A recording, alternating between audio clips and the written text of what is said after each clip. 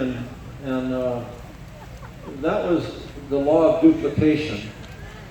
And she was very simple with her presentations. She was very simple how she shared with people, so anybody could copy what she did and what she taught, and it was very interesting. But then she failed her own philosophy because she loved the oils and she wanted to go to the top, but she was kind of burned out from building for years. But she devised a way to get to the top.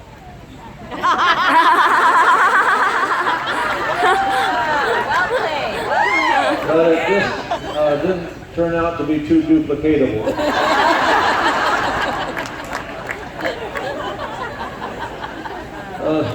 She said to me not too long ago, she says, "Honey, do you realize if I was still a distributor, I'd have the biggest organization in the company?" And I looked at her and I said, "Well, where do you think you're positioned?"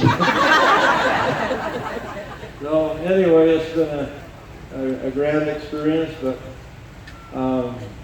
as we have built and gone forward and watching things materialize and manifest, to see how it has supported each of you and my world travels, and yes, there's been some of those travels, and the one was in November 2009 when I got bit in the Amazon jungle, which has led to what I'm dealing with now. And there's been a lot of hard times, a lot of sacrifices, as people call it. I like to refer to as exchange. There's trades for everything that goes through life, and there seems to be learned from everything in life. And this has been an incredible teaching experience and learning experience on every level. And there's many things that will come out of it as a result of what I've been going through that will benefit millions of people to come. And that's what learning is all about. If you can learn and someone else can benefit from it, and it be passed on to others, then it continues to grow and have great value. But folks, where is it all for you? What is the reason that you're here, and why are you so motivated to be out there sharing and teaching? It's because you see it work not only in your own life, but in the lives of your family members and friends around you.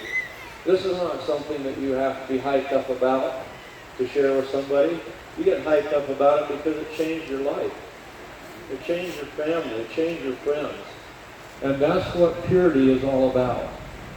And you're all old enough, and you've been around enough to know that whatever is pure and good is always attacked.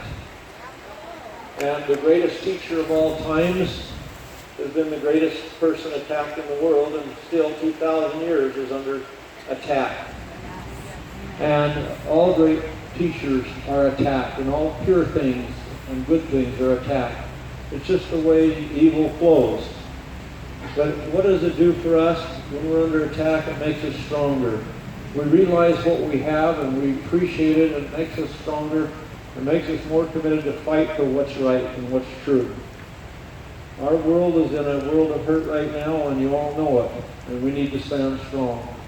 And we need to stand strong in unison in our beliefs and in our morals and what we're all about, because that's the only thing we can leave to our children and our grandchildren.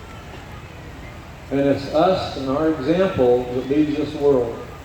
And I've always said, and Mary can remember 20-some years ago, I said, Young Living will be the company that will set the moral standards and the leadership for the world.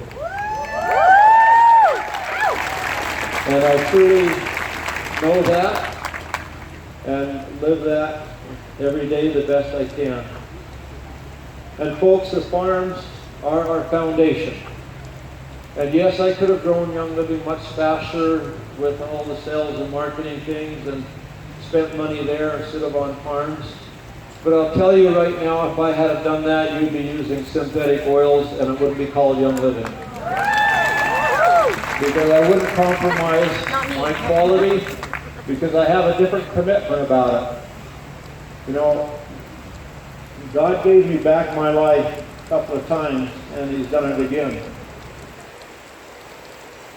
And I made a strong commitment to Him that I would only work in His energy and I would only deal with the purest that is humanly possible to have on this planet. And I don't care who slanders me and who tells me that we got adulterated oils. It ain't never happened, and it ain't ever going to happen. And I have invested in the most expensive laboratory in the United States to assure you of the quality of oils that you have. And I don't know where Janae went to. Oh, there she is. My sweetheart Janae over here, our CFO, will attest to what I have spent. And yes, that money could have gone other places, into fancy marketing and sales and, you know, maybe a yacht or whatever, but it didn't. We put our money where our mouth is, and that's in purity and to prove our quality is never compromised for any reason whatsoever, regardless of all the people out there attacking us. And if I don't have an oil that I'm satisfied with, if I have an oil that's shipped to me that I won't give Jacob or Joseph or Mary, it doesn't go to you either. It's unlike some people say that Gary has a little distillery in his horse barn and makes his own oils for his family. It's not true. And you can all come to my horse barn and look. But Mary picks her oils up from the same shelf you get yours that goes to our family that we use internally, topically, and aromatically every single day. And that's what I stand on, and we don't compromise. And that's why I set the foundation of developing farms to start with, because I knew the time would come, if we didn't have farms, we wouldn't have the quality of oil. And I can tell you now, if I hadn't invested 26 years ago in the farm in France, we would not have lavender oil. All right? I started that little farm in 1991 in France on 50 acres, and now we're farming 3,500 acres of lavender in France. And we would have run out of lavender oil 7 years ago if we hadn't had this farm to add to it. So those are the things that I saw many years ago, the same as our goldenrod, our chamomile, as we're expanding and continuing to expand to give you the support for those things that you need.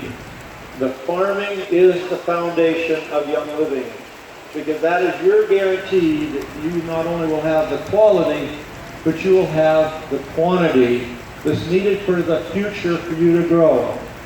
When I started Young Living, I didn't look at Young Living as being a $500,000 company or a $500 million company. I looked at Young Living as being a $20 billion company.